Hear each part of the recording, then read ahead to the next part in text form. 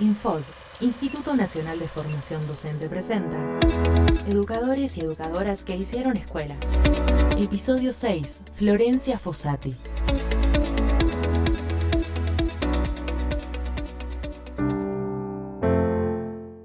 Maestra con formación universitaria y pedagoga innovadora. Fue militante del Partido Comunista y líder de una larga huelga que sentó las bases del gremialismo docente.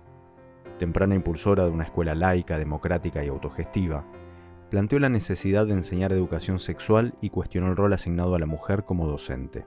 En represalia y como ejemplo para quienes quisieran seguir sus pasos, fue expulsada del sistema educativo sin derecho a jubilación.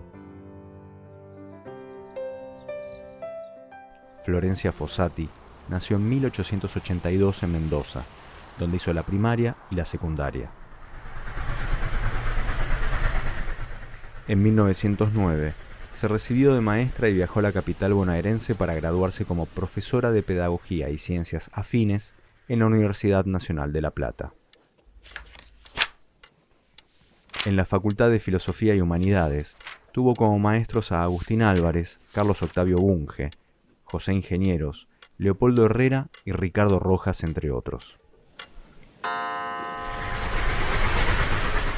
En 1912 regresó a Mendoza, donde asumió consecutivamente como directora interina de una escuela, subinspectora provincial y luego inspectora de bibliotecas populares escolares. Si bien el área educativa estaba integrada mayoritariamente por mujeres, los cargos jerárquicos solían recaer en hombres. A esto se sumaban las pobres condiciones laborales y salariales de las maestras, ya que sus ingresos eran considerados un mero complemento de los de sus maridos. En aquella época, el trabajo de las docentes era percibido como una natural extensión del rol materno, una segunda mamá que no tenía derecho a un sueldo digno. En 1919, tras más de 8 meses de no cobrar sus haberes, la situación estalló. Las maestras mendocinas se organizaron y declararon una huelga que duró casi un año.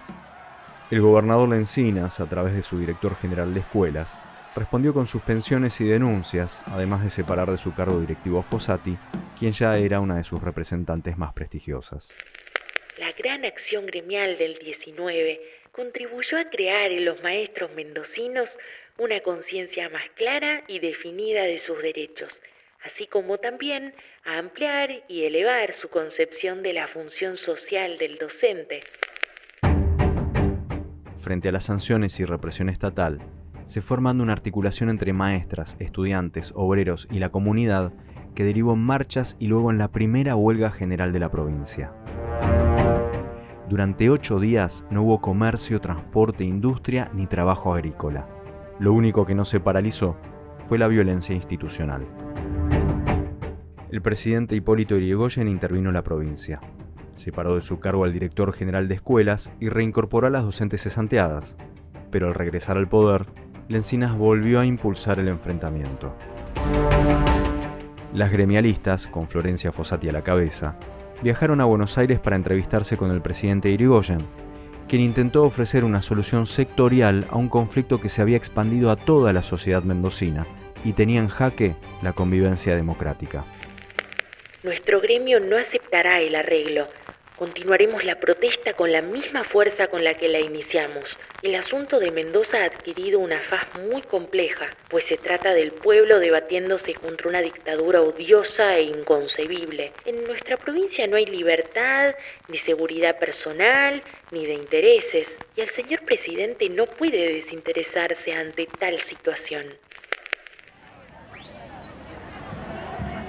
Terminada la huelga, las maestras no volvieron a clases y con el apoyo de la Liga Nacional de Maestros y la Federación Universitaria de Buenos Aires, se realizó el segundo paro general.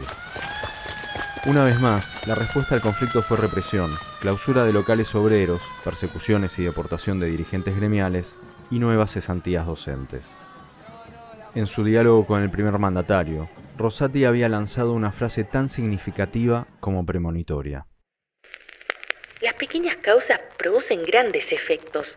La causa de Maestros Unidos podría tener consecuencias insospechadas. Si en Mendoza, oprimida por el sable policial, esta situación todavía se sostiene, es porque el pueblo es calmo y pacífico. La única gran desgracia es que las mujeres no pueden armarse en defensa de la libertad y de sus derechos. De lo contrario, ya todo habría terminado. Florencia, recibida por el presidente como representante gremial, planteó que el conflicto ya no era docente ni salarial, sino institucional, y que la víctima era toda la sociedad mendocina, con las mujeres como sujeto protagónico de esa lucha. En cuanto a esa consecuencia insospechada, resultó ser la toma de conciencia de toda una provincia y la unión entre diversos actores sociales y minorías entramadas por un objetivo común. El precio que Fossati pagó por sus acciones y palabras fue muy alto, pero la lucha sindical y feminista no fue lo único que le cobraron. El movimiento conocido mundialmente como Escuela Activa o Nueva Educación estuvo motorizado por ideas de pedagogos de la talla de Ferrier, Parkhurst y Montessori. Florencia fue parte fundamental de esa renovación de las prácticas educativas de principios y mediados del siglo XX, que Mendoza tuvo como epicentro la Escuela Experimental Nueva Era. Proponía una educación en la que se aprendía haciendo, poniendo a las y los estudiantes en el centro del proceso de enseñanza-aprendizaje, y al cuerpo docente como un colectivo que trabaja en red. Pero el proceso de lucha del 19 la llevó a cuestionar algunos de los lineamientos del movimiento Nueva Escuela, en particular aquellos que hacían a la educación de los sectores populares.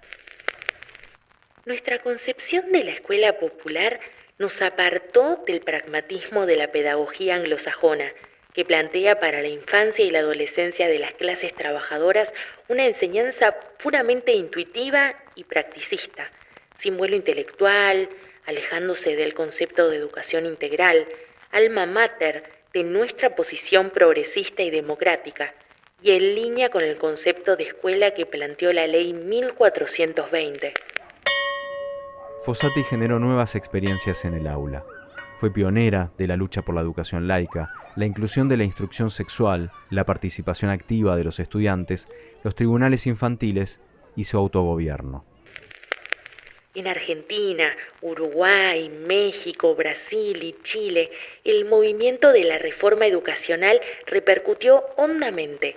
Contribuyeron a ampliarla y enriquecer, adecuando la técnica, los principios y la tarea educativa a las condiciones sociales, culturales y administrativas de América Latina. Junto a Néstor Lemos, Florencia dirigió dos de las revistas pedagógicas más relevantes de la época, además de escribir para diversas publicaciones académicas y gremiales. En 1922, Florencia Fossati fue expulsada de la Dirección General de Escuelas. En 1936, la cesantearon en los colegios secundarios en los que trabajaba y fue apartada de la dirección de la Escuela Presidente Quintana. Tras el golpe de 1930, Florencia concentró la ofensiva reaccionaria que pretendió aleccionar a todo el magisterio. Fue expulsada del sistema educativo, exonerada y privada de su jubilación. Había que cumplir con la faena.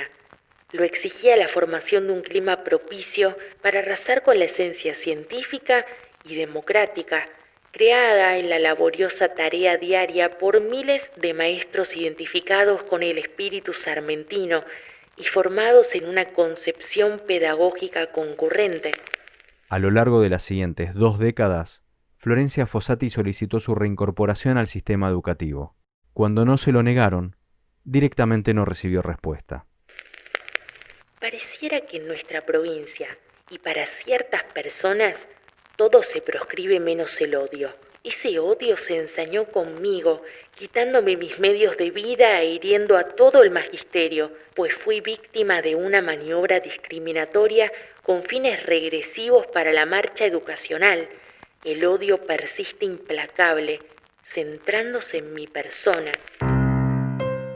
En 1959, Fossati publicó Alegato Pedagógico, un pedido de justicia para quienes fueron perseguidos y expulsados del sistema educativo por motivos ideológicos, que condensa la historia intelectual, política, legal y gremial que llevó a la profesionalización docente. Por fin, las autoridades educativas reincorporaron a 52 educadores y educadoras declaradas cesantes por motivos políticos tras el golpe de 1930. Florencia Fossati fue una de ellas. Aunque fue prontamente jubilada, implacable y aguda, logró imponerse a quienes no querían ni podían permitir su reivindicación. El 2 de diciembre de 1978 murió a los 90 años.